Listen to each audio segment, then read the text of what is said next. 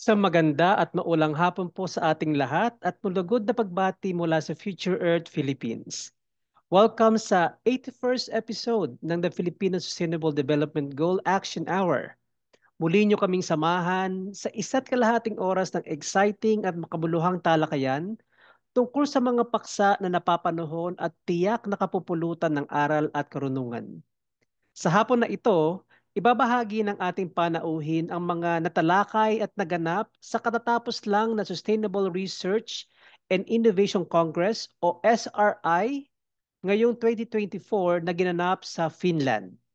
Ang SRI Congress po ang largest inclusive global event for co-produced research and innovation action to advance sustainability.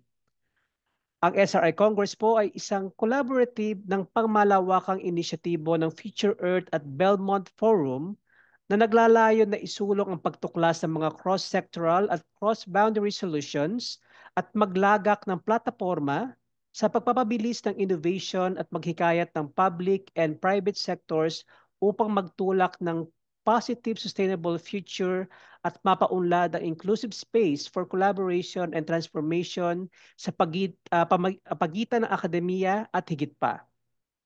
Ang ating pong panauhin ang kasalukuyang dekano ng School of Environmental Science and Management at masasabi po natin na madami ang napabilib at na-inspire sa academic career ng ating panauhin.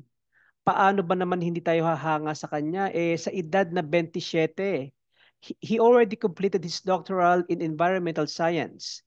At the age of 31, he was leading research projects, and at 34, he clinched the coveted UP Scientist 3 title, which is the highest there is in the UP Scientific Productivity System. And at the age of 35, he added another milestone to his young and fruitful career, and that time, he was awarded as the Outstanding Youth Scientist of the National Academy of Science and Technology. Natapos po niya ang kanyang PhD noong taong 2011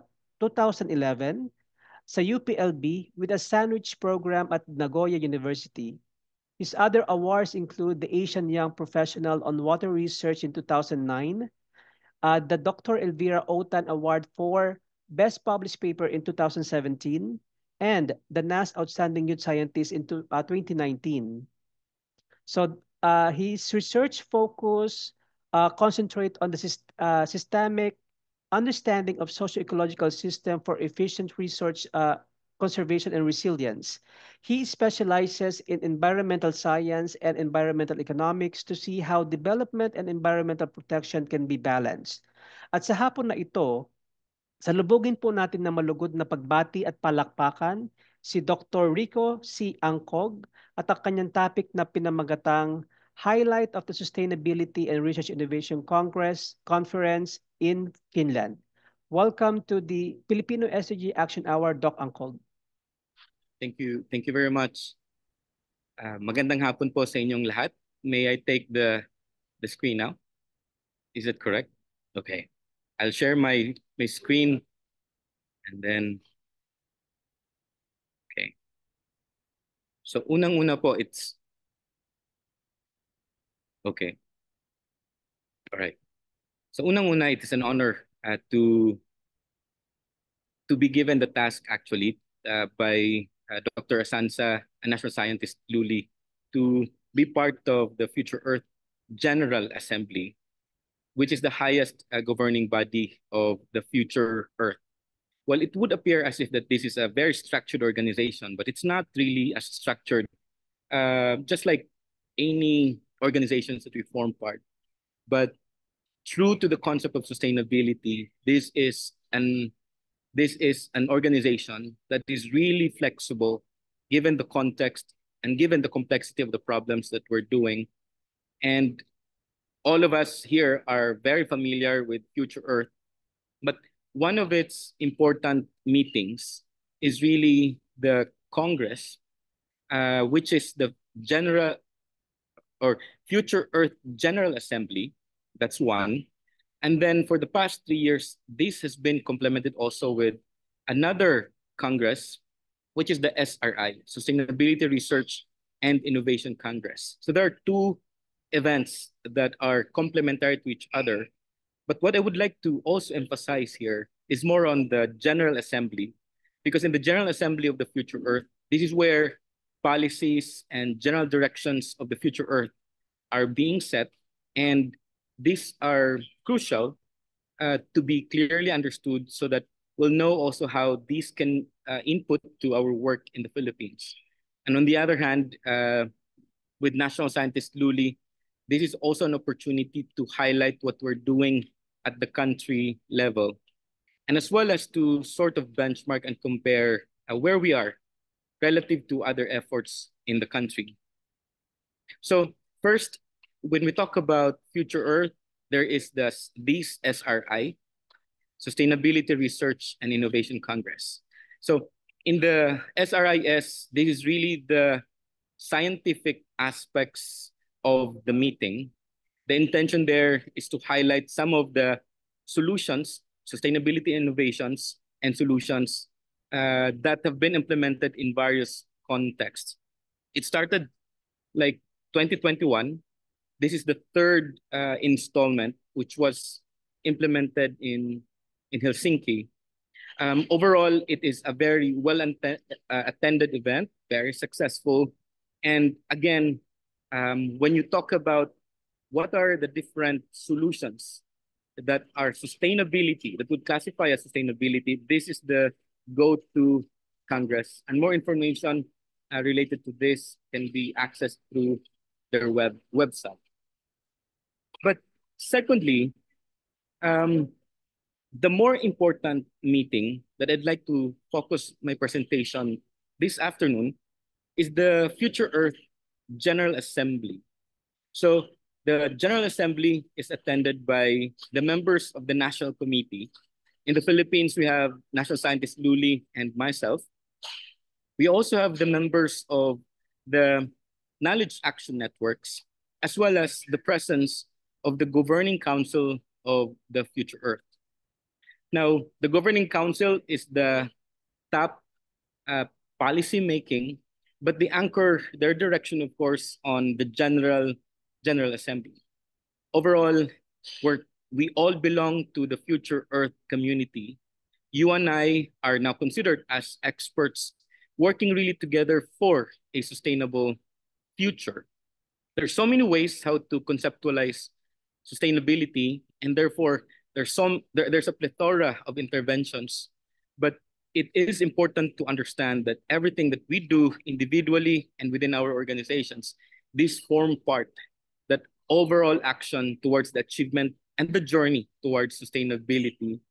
But overall, what I believe to be very important in terms of the role of the body is that can also be contextualized. We know what we do and how we form part with the global interventions. And we can also relate, we can collaborate, we'll know the gaps because there is that perspective as a whole. And then also there is a direction that is being set. Overall, we're interested on a kind of a discussion wherein we know what should be done, what are the gaps, and therefore the priorities, and where we can contribute the most. The Congress, which I was fortunate to attend, was implemented or held at Helsinki, Finland from June 12 to 13. And again, when you talk about the Congress, or when you talk about the General Assembly, there was a discussion on the overall direction for the coming years, the strategies, the activities, and a revisiting of the overall structure. Essentially, it was a discussion of the scientific insights across different disciplines, and then a revisit as well on how we can be more effective in a system science and inclusive governance that engages diverse work. The assembly was in 2 days. First, or the day one, covered building together.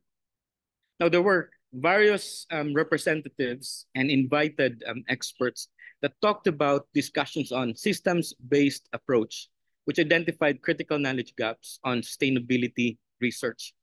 This is the uh, presentation that covered Johan Rockstrom presentation, but they provided a picture on the sustainability research and initiatives landscape across the globe, which became the sources or the basis as to what will be the direction for the future Earth in in the coming years. Day two covered the charting of the course. Well, the charting of the course is not essentially starting from scratch. When we talk about sustainability, as has been emphasized by the members of the assembly, it is just like a water. It has to really adapt and it has to be very flexible given a particular condition. And I believe that was the perspective of the body when we translate those theories into the way we govern the body. And there were debates discussing strategic discussions, which will then be fed into the governing council. And it is the governing council that will further make a strategic direction after the input of the General Assembly. There is also another output of the meeting, which is on the focused research call. There are key areas that were identified per the workshop themes that were created. There were inputs provided based on the work of the Future Earth knowledge hubs. There were also inputs from the national committees and also from the external partners of the Future Earth, which will then be further fleshed out by the Secretariat.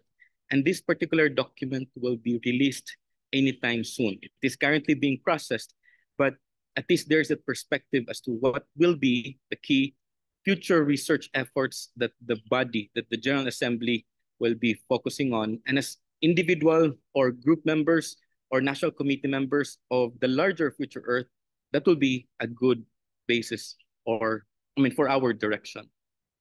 Just to also share what was the agenda.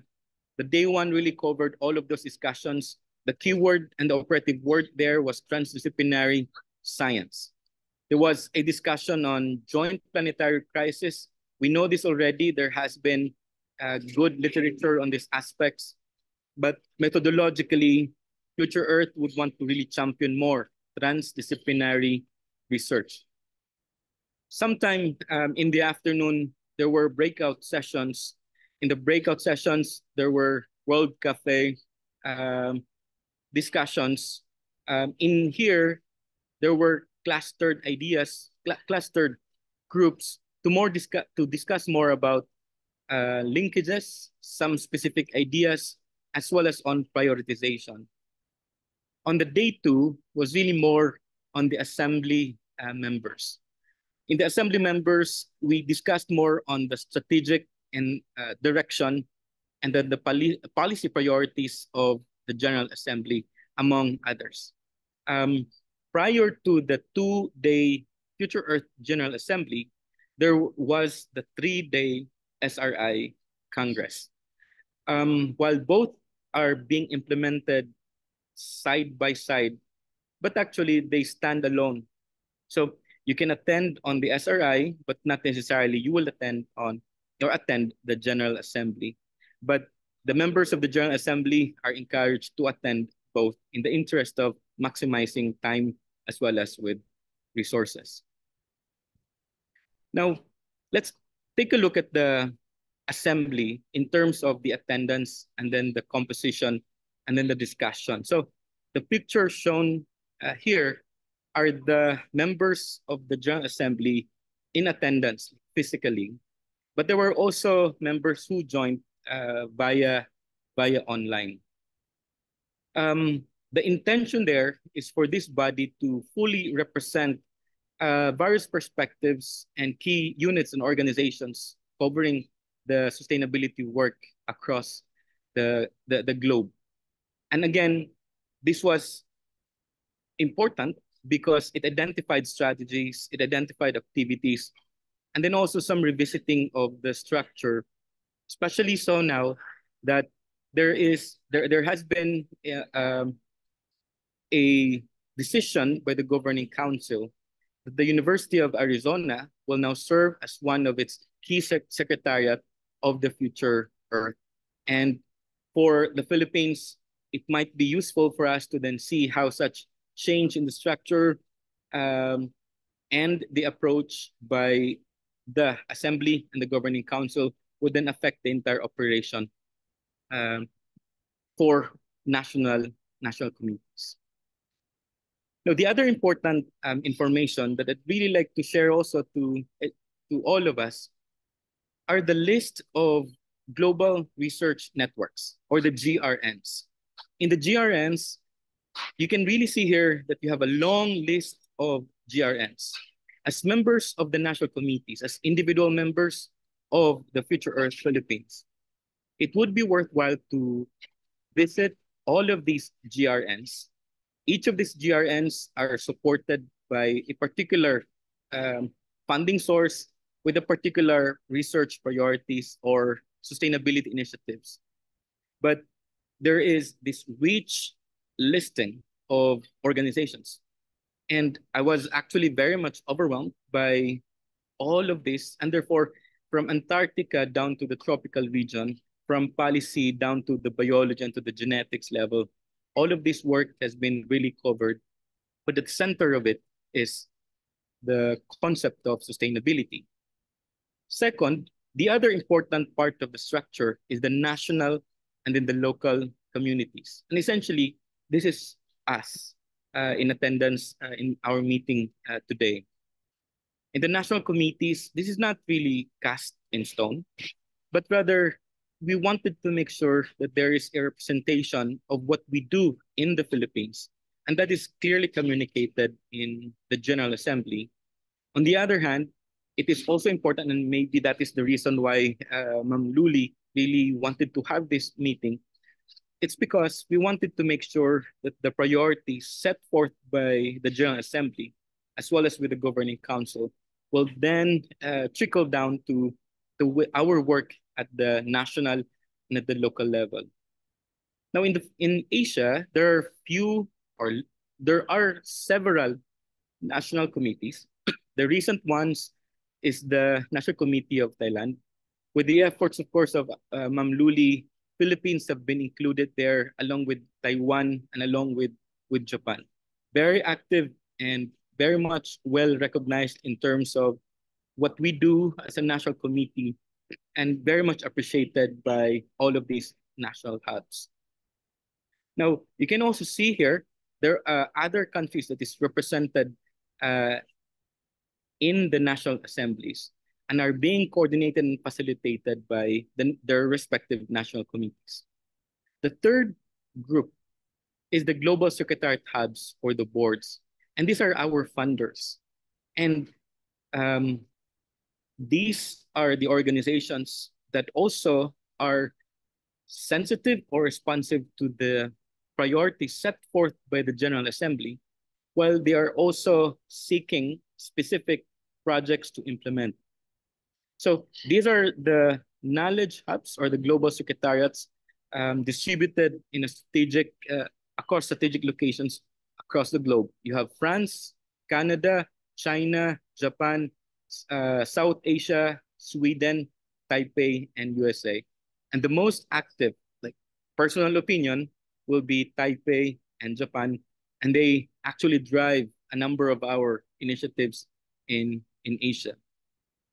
Now, what are the major takeaways that would be relevant for us? First, we know this already, that the importance of cross-entity collaborations, the importance of holistic approach to sustainability. We know this very well, especially in the Philippines. There were also identifications of critical knowledge gaps. But essentially, in the Philippines, we know that there has to be more resurfacing of our reflections on interconnectedness of various environmental, social, economic factors, among others. Organizationally, there were internal reports and presentations on past activities, informed strategic discussions for the organization's future. Every country presented or made their presentations, but the focus was really more on the knowledge hubs. And it is heartwarming to really emphasize that if you are a young researcher or a young scientist, or if you are a new member of the Future Earth, you are not alone in the wild. You form part of a larger community and a larger organization. And therefore, with good ideas at hand, there are resources that can really be accessed, which could then be leveraged for more work in the country. I took the liberty of trying to reflect some lessons that might be relevant for each and every one of us. Not entirely new again, but a good reminder in one way or the other. Future Earth is a global network of scientists, researchers, and innovators collaborating for a more sustainable planet. When we look into the priorities, there are three aspects that we have to focus on. How can Future Earth really facilitate research and now along with innovation? In these aspects, it would be good for the Philippines to then find a way how we can maximize the 27 global research networks. Each of these networks explore interactions among humans and planets and specific work on land, air, water, biodiversity, oceans, among others. On the other hand, us being members of the Future Earth, we're not really alone. We actually form part and partner with other like-minded organizations. So therefore, we are in a position to also develop and as well as partner on a number of the initiatives. One of which is the Earth Commission, has done a number like good work on this case. The perspective of Asia, much more in Philippines, must really be reflected on this particular work. And they are active also in a number of platforms, different platforms. The other one that might be of interest, particularly for the Philippines, is science-based pathways for sustainability. I personally like this work, the way they organized their particular group, their theoretical framing that they pursued and its applications. And these one do not just simply cover topical areas of interest, but also provided a clear example as to some institutional and organizational innovations to really stand true to what is a transdisciplinary research and what is really a collaborative research. The call remains to be really more on championing science, making sure that this becomes the basis for policy work and the clear targets between and among these areas of interest. Second is a reminder about how we can build and mobilize network. Again, in the Philippines, this is not entirely new, but it would be good. It would be good to, for us to document more of these kinds of innovations. We collaborate with a number of universities for sustainability as facilitated by Ma'am Luli. Each and every one of us also form part specific organizations and networks and consortia, but we need more documentation from our part of the world. And we need to highlight more stories, how we can really maximize this vast transdisciplinary network linking scientists, policy, civil leaders with researchers, among others. Third will be on the shaping of the global narrative. In the General Assembly, there was a discussion now on the changing context as to how we do science. We understand, of course, that the call for scientists to be not just simply be confined with our own respective focus areas or in our respective laboratories. There is already a call long time ago for us to make sure the highlighting of the impacts of what we do. But science is currently being tested. Science is being pursued and even questioned. And therefore, the context in terms of the way we utilize science and the way science is being utilized for decision making must also be championed by scientists along with our partners themselves. Um, it is important to really emphasize that um, there are various contexts by which science is being appreciated.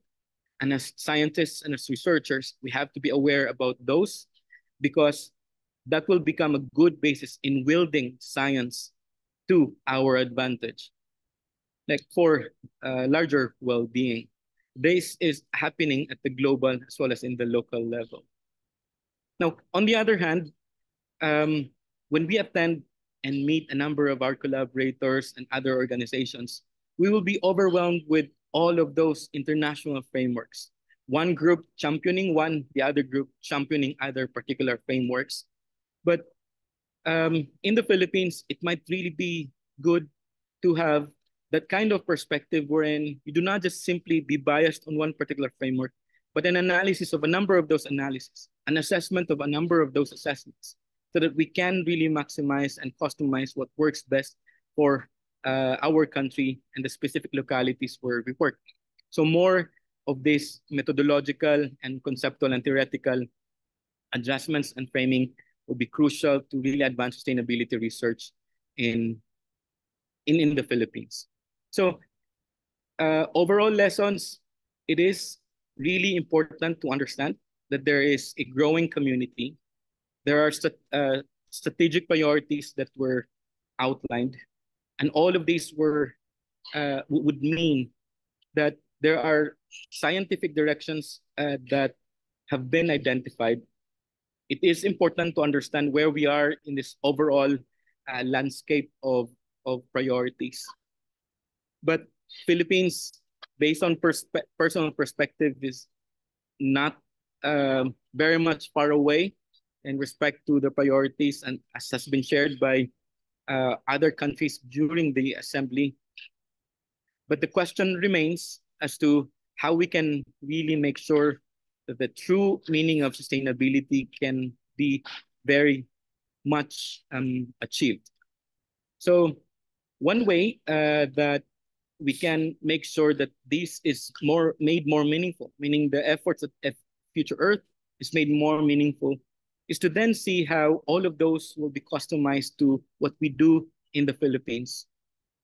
And there is really a clear direction how we can connect Future Earth and therefore how we can leverage Future Earth and the resources that it can provide to a number of our efforts. And that is specifically for Pagtanaw at 2050.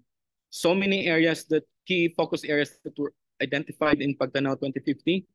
We can actually map a number of those GRNs and national committees' interests to a number of these key focus areas. Again, lessons, technologies, science, and a number of those analyses are already there. We just have to do more bridging, both in terms of the human capital aspect and the way we do science in the Philippines. Ma'am Luli, and to all of you, these are some of the lessons that I have reflected and very much pleased to share to each and every one of you. Maraming salamat po sa pakikinig. Maraming salamat din po, Doc Angkog, at especially po sa pag-represent po ng Pilipinas dito sa SRI Congress na ginanap po sa Finland. So wala na po. So kung wala na po, gusto ko lang pong sabihin na maraming salamat po sa pagsubaybay po sa Future Earth at kami po ay patuloy pong gagawa ng paraan upang maging champion po ng transdisciplinary solution sa ating mga SDG goals and problems na nararamdaman dito sa Pilipinas. At muli, maraming salamat sa inyong walang humpay na pagtangkilik sa Future Earth SDG Action Hour every Friday. Kaya po, makita-kita po tayo muli next week, same place, same channel, and same time. And all of you, have a great weekend. Thanks, Mark. You're welcome po, ma'am, always. Jane? Sige, Jane.